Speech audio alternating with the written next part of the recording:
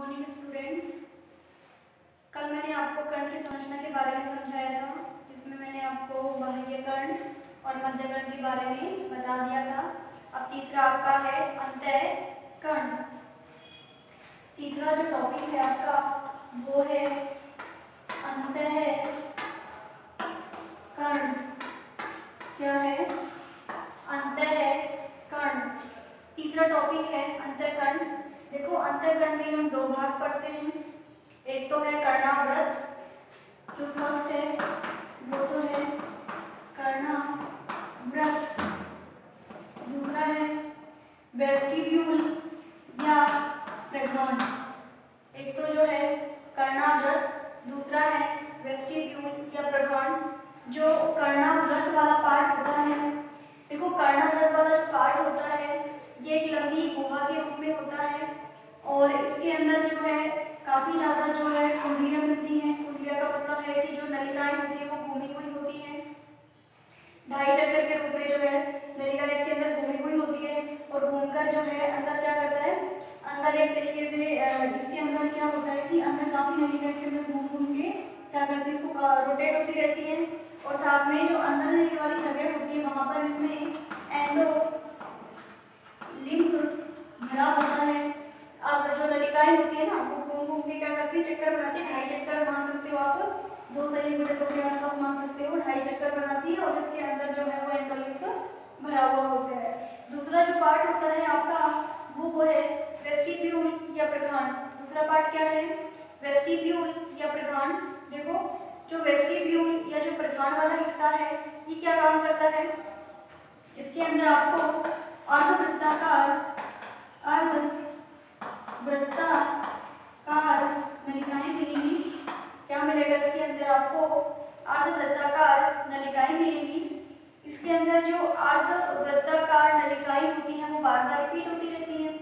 देखो, उसके अंदर जो आपको अर्धवृत्ताकार नलिकाएं मिलेंगी, जो अर्धवृत्ताकार नलिकाएं बार बार रिपीट होंगी, उसमें आपको ये नलिकाएं जो है फर्स्ट तो जो है कोक्लिया से जुड़ेंगी। एक तो आपकी कोक्लिया से जुड़ी मिलेंगी, दूसरी जो है वो आपको मिलेगी यूट्रिकुलस से जुड़ी हुई, और तीसरी जो है वो आपको किससे जुड़ी हुई मिलेगी? सेरिकुलस से जुड़ी हुई मिलेगी। किससे? सेरिकुलस से। तो एक आपको कोक्लिया से जुड़ी हुई, दूसरी यूट्रिकुलस से जुड़ी हुई, तीसरी आपको जो है सेक्युलस से जुड़ी हुई मिलेंगी। अब देखो, जो कोक्लिया है, यूट्रिकुलस है, सेक्युलस है, ये आप इस तरीके से समझ सकते हो कि पूरी एक जो है इस तरीके से जो यहाँ पर एक जो है आपको कोर्टिकल मिलेगा। अब इसके अंदर क्या होता है, जो कोक्लिया की स्ट्रक्चर है, जो अर्धवृत्ताकार नलिकाएं जो है कुछ इस तरीके से आपस में घूम के एक जो है फूली हुई नीचे संरचना का निर्माण करती है। तो यहाँ पर 3 अर्धवृत्ताकार नलिकाएं आपस में जुड़ेगी, नीचे आपका एम्पुला का निर्माण होगा। तो ये 3 अर्धवृत्ताकार नलिकाएं जो है बीच में आपकी यूट्रिकुलस है, सेक्युलस है, तो ये आपस में जुड़कर क्या करेगी? एम्पुला का निर्माण करेगी। अब इसमें जो है ये जो कोक्लिया आपको नजर आ रही है, देखो इनके अंदर क्या होते हैं, 5 जो संवेदी अंग जो है संवेदी बिंदु मिलेंगे। जो 5 आपको संवेदी बिंदु मिलेंगे वो आपका इस यूट्रिकुलस में, 3 तो आपके एम्पुला में मिलेंगे। एम्पुला जो है इस तरीके से नीचे जो है गोल गोल की संरचना होती है फूली हुई, नीचे जो एम्पुला होती है। तो 3 जो है, क्योंकि जो यूट्रिकुलस है, सेक्युलस है, ये कोक्लिया के अंदर रिपीट होकर क्या बनाती है, इसका निर्माण करेगी एम्पुला का।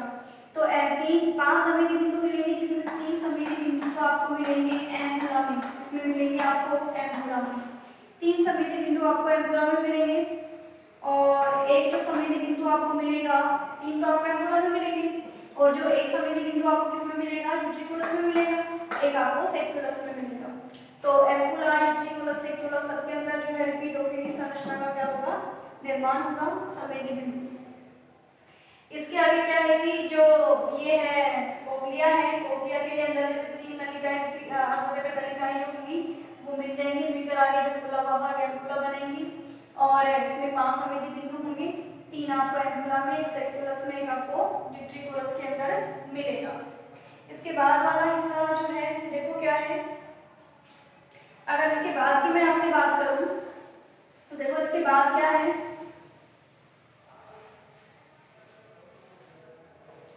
जो अंतःकरण है, अंतःकरण में जो है आगे जाके जो 3 हिस्से बन जाते हैं, जैसे जो मैंने अभी आपको कोक्लिया बताया था, तो आगे जाके जो है इसमें जो कोक्लिया है, इस कोक्लिया के कोक्लिया जो भाग होता है ना, आगे जाके क्या करती है, ये रिपीट होती है डक्टस रियूनियंस, एक छोटी नलिका होती है जो कोक्लिया से जुड़ी होती है। कोक्लिया से जुड़ी हुई जो छोटी नलिका होती है वो डक्टस रियूनियंस होती है। क्या होती है? डक्टस रियूनियंस होती है। अब देखो इसमें 3 भाग हो जाएगा। आप ऊपर वाला बोल सकते हो स्केला, स्केला जो है vestibule, Scala media, Scala vestibule, ये स्केला मीडिया, और नीचे वाला जो होगा स्केला टिम्पेनम, टिम्पेनम। कुछ इस तरीके से समझ सकते हो, आपको मिल जाएगा। ये हो जाएगा स्केला वेस्टिब्यूल, ये स्केला मीडिया, और ये स्केला क्या हो जाएगा आपका टिम्पेनम। अब देखो इसमें जो सबसे मैं इंपॉर्टेंट आपको पार्ट बताती हूँ, वेस्टिब्यूल सबसे ऊपर का पार्ट इसकी छत बनाता है, बीच वाला आपका स्केला मीडिया है, इसमें द्रव भरा होता है, सबसे अंदर वाला जो होगा स्केला टिम्पेनाई होगा, जो स्केला टिम्पेनाई वाला पार्ट होगा, स्केला टिम्पेनाई, ये जो है सबसे नीचे वाला पार्ट होता है, सॉरी ये टिम्पेनाई सबसे नीचे वाला पार्ट होता है। इस टिम्पेनाई के अंदर ये द्रव भरा होता है जिसे अपन कहते हैं एंडोलिम्फ, एंडोलिम्फ है। जब जब ये एंडोलिम्फ क्या करता है कि शरीर का जो बैलेंसिंग होता है, बैलेंस को बनाने का काम करता है। साथ में इसके अंदर ये काम होता है जिसे कहते हैं अपन कोर्टिका होता है, कोर्टिका। इसके अंदर क्या मिलेगा आपको? सफेदी रोम मिलेंगे। इसके अंदर एक कोर्टिका होता है, कोर्टिका। इस कोर्टिके अंग में आपको क्या मिलेंगे? संवेदी रोम मिलेंगे। अब संवेदी रोम के साथ में इसमें ना कैल्शियम जो है, कार्बोनेट के कुछ कण होते हैं, जब जब दबाव पड़ता है तो कैल्शियम कार्बोनेट के कण जो है संवेदी रोम को दबा देते हैं। कैल्शियम कार्बोनेट के जो कण होंगे वो संवेदी रोम को दबा देंगे, जिससे क्या होगा? बॉडी का बैलेंस। जैसे अगर हमारे कान में कोई झटका लगता है या थप्पड़ लगता है तो ये जो कण है ये हिलते हैं। तो अगर मान लो कैल्शियम कार्बोनेट के कण अगर इसमें हिलते हैं, उसकी वजह से हमारे सर में दर्द हो सकता है, कुछ भी जो है समस्या आ सकती है, बॉडी के बैलेंसिंग में आ सकती है। तो इन कोर्टिकल में जो संवेदी रोम है वो कैल्शियम कार्बोनेट के कणों से दबते हैं और बॉडी का बैलेंस बनाते हैं। तो जब जब ये कण हिलते हैं तो हमारे सर में इससे दर्द हो सकता है। ये थी अंतःकरण की संरचना। तो इसमें अंतःकरण में आपको ध्यान रखना है कि इसके अंतःकरण में जो भाग मैंने आपको बताया था, पहला मैंने आपको बताया था कर्णावृत, दूसरा मैंने आपको बताया था प्रग्राण या वेस्टिब्यूल। जो कर्णावृत वाला हिस्सा है ये ऊपर का हिस्सा है जिसमें नलिकाएं जो है ढाई चक्कर में घूमती है समानांतर, और इसके अंदर एक द्रव बना मिलेगा आपको, इसे एंडोलिम्फ कहेंगे। आगे जो कर्णावृत आगे जो है, अगर कर्णावृत के अंदर जाओगे तो आपको प्रग्राण या वेस्टिब्यूल मिलेगा। वेस्टिब्यूल के अंदर आपको जो है इस तरीके से जो है आपको कोक्लिया की संरचना मिलेगी। कोक्लिया में आपको कोक्लिया की संरचना का मैं रफली डायग्राम बनाऊं तो कुछ इस तरीके से जो है नलिकाएं जो है अर्धवृत्ताकार जो नलिकाएं हैं वो ऐसे रिपीट होकर क्या करेगी, जो आगे जो है पूरी जो आगे घूमकर पूरे जो है इस तरीके से जो है एम्पुला का निर्माण करेगी। तो 3 नलिकाएं जो है इसके अंदर रिपीट होती रहती हैं, 3 नलिकाएं जो होंगी इसके अंदर रिपीट होंगी और आगे जो है एम्पुला का निर्माण साइड में कुछ इस तरीके से, और यहाँ पर जो है आगे जाके जो है एम्पुला का निर्माण करेगी। तो इसके अंदर जो है अर्धवृत्ताकार जो नलिकाएं होती है, अर्धवृत्ताकार नलिकाएं होंगी 3। तो क्या होगी इसके अंदर? अर्धवृत्ताकार नलिकाएं जो यूट्रिकुलस है और सेक्युलस है, इसके अंदर रिपीट होंगी और रिपीट होकर किसका निर्माण करेंगे? आगे फूलकर एम्पुला का निर्माण करेंगी। अब इसमें ये ध्यान रखना कि ऊपर वाला ये तो कोर्टिकल है, इसमें 3 भाग हो जाएंगे, स्केला जो है वेस्टिब्यूल, स्केला मीडिया और स्केला टिम्पेनाई। टिम्पेनाई के अंदर एंडोलिम्फ होता है। ये जो एंडोलिम्फ है, ये एंडोलिम्फ क्या काम करता है? जो है बॉडी का बैलेंस का काम करता है और साथ में क्या करता है? जो तंत्रिकाएं जो अवयवों को ले जाती है तो उसमें ये हेल्प करता है।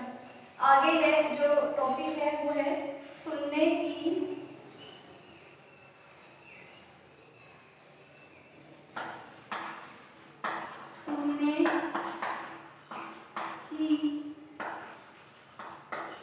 क्रिया विधि।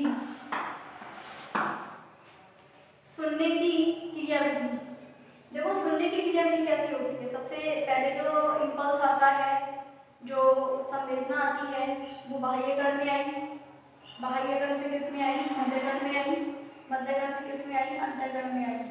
अंतःकण में जो है सबसे पहले बाह्य कण में आई, फिर आपकी आई मध्य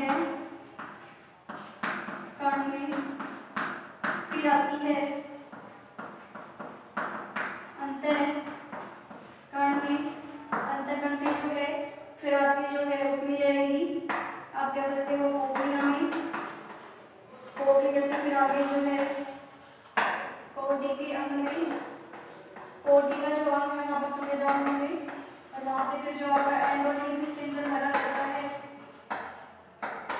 एंडोलिंग से फिर आगे जो है होते हुए यहाँ से तंत्रिकाओं से फिर कहाँ हो जाएगी, तंत्रिकाओं से फिर आगे चली जाएगी, तंत्रिकाओं से कहाँ ले जाएगी, आगे ले जाएगी। इस प्रकार से इनके अंदर जो है जो आवाज़ होती है वो जो है ब्रेन तक जा सकती है। इसके अलावा जो है आपको ये बताया दिया मैंने कि गोल्डी में जो संविधान होते हैं वहाँ पर आपको कैल्शियम कार्बोनेट के कण मिलेंगे जो बैलेंसिंग का काम करेंगे। इसके अलावा और भी इसके हिस्से हैं, जो भाग हैं वो मैं आपको बता देती हूँ कि कौन कौन से हैं। देखो इसके अलावा जो है हमारी जो त्वचा है, त्वचा, जीभ और नाक, ये भी बॉडी के बैलेंस में काम करती है। जीभ जो होती है, देखो गस्ट्रोसेप्टर्स होते हैं, जीभ जो होती है ये क्या करती है, जीभ पर स्वाद कलिकाएं होती हैं, कुछ ऐसे रसायन होते हैं जो तंत्रिका को इम्पल्स देते हैं, टेस्ट का ज्ञान कराते हैं। जीभ में जो सबसे आगे जो होती हैं वो कैसी होती है, मीठे स्वाद के लिए, बीच में खट्टे स्वाद के लिए, और पीछे पीछे जो होंगी कलिकाएं वो हमें कड़वे स्वाद का ज्ञान कराती है। जैसे हम दवाई लेते हैं तो गले में जो हमें कड़वापन महसूस होता है तो पीछे की साइड स्वाद कलिकाएं हैं। नाक हमें जो है सूंघने का ज्ञान कराती है, और त्वचा, जो त्वचा है या स्किन है ये हमें छूने का ही, स्पर्श का ज्ञान कराती है। त्वचा हमें किसका ज्ञान कराएगी, स्पर्श का ज्ञान करवाएगी। तो त्वचा हमें स्पर्श का ज्ञान करवाती है, ध्यान रखना, त्वचा हमें स्पर्श का ज्ञान कराती है।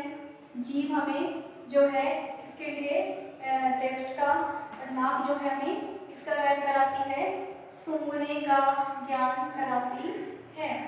तो आप ध्यान रखना कि इन पे ऐसे कुछ केमिकल्स होते हैं जो तंत्रिका को उद्दीपन देते हैं, और ये उद्दीपन आगे जाके जो है हमें उस चीज़ का क्या करवाते हैं, बोध कराते हैं। इसके अलावा जो तंत्रिकाएं हैं, जो कान है, कान से जैसे इम्पल्स तंत्रिकाओं के माध्यम से ब्रेन तक जाता है, साथ में बॉडी बैलेंसिंग का काम करता है, और देह का जो संतुलन होता है, देह का संतुलन बनाने का काम भी करता है। तो शरीर का जो संतुलन है वो भी कान के माध्यम से होता है। तो ये कान की संरचना के तीनों को एक साथ याद रखना, तो मैंने आपको बताए बाह्य कण, दूसरा मध्य कण, तीसरा जो है वो अंतःकण। बाह्य कण में मैंने आपको बताया था कि कण पल्लव है, कण पल्लव से जो कहाँ जाएगी आवाज, अंदर कण कुहर में, कण कुहर क्या क्या क्या मिलेगा, टिम्पेनिक झिल्ली, जहाँ मध्य कण शुरू हो जाता है, कान का पर्दा, टिम्पेनिक झिल्ली से आगे मेलियस, इनकस, स्टेपिस, तीन हड्डियां बताई थी कल मैंने आपको। उसके बाद उन तीनों हड्डियों से आगे शुरू हो जाता है आपका अंतःकण। अंतःकण में आपको मैंने बताया ना कोक्लिया, पहले कर्णावत मिलेगी जिसमें घूमी हुई आपको कोक्लिया नलिकाएं मिलेगी, उसके अंदर आपको मिलेगा वेस्टिब्यूल, और वेस्टिब्यूल में आपको कोक्लिया, सेक्युलस, अवधूतक नलिकाएं बताई मैंने आपको। ये नलिकाएं आगे जाकर एम्पुला बनाती हैं, और इनके अंदर आपको फिर मिलेगा, क्या मिलेगी, कोक्लिया हो गई। इसके अंदर फिर आपको मैंने अभी आपको बताई थी जो संरचना, कोर्टी का अंग होता है पूरा, और कोर्टी के अंग में जो है एंडोलिन जो संवेदन होते हैं, और वो संवेदन क्या करते हैं, आवाज़ को ग्रहण करते हैं। साथ में कैल्शियम कार्बोनेट के जो कण हैं वो भी क्या करते हैं, बॉडी बैलेंस का काम करते हैं। तो इन सब में जो सबसे हार्ड स्ट्रक्चर पड़ती है वो अंतःकण की पड़ती है। तो अंतःकण को आपको जो ढंग से याद रखना है, कर्णावृत और दूसरा वेस्टिब्यूल। कर्णावृत में नलिकाएं रिपीट हो रही हैं, ठीक है, और वेस्टिब्यूल में आप जा रहे हो तो वहाँ आपको सेक्युलस और जो यूट्रिकुलस है, और फिर आगे जाके जो है वो क्या हो रही है, तीन नलिकाएं मिलकर आपको क्या बनाएगी, एम्पुला बना रही है। और एम्पुला जो है वो आगे फुला हुआ पार्ट क्या है, उसका एम्पुला है, और एम्पुला फिर आगे जाके जो समेटना है उसको आगे कोर्टिका में भेजेगा, कोर्टिका उनको ग्राइंड करेगा। तो इनको जो है 2-3 बातें जो है ये याद रखना। आज के लिए इतना ही, धन्यवाद।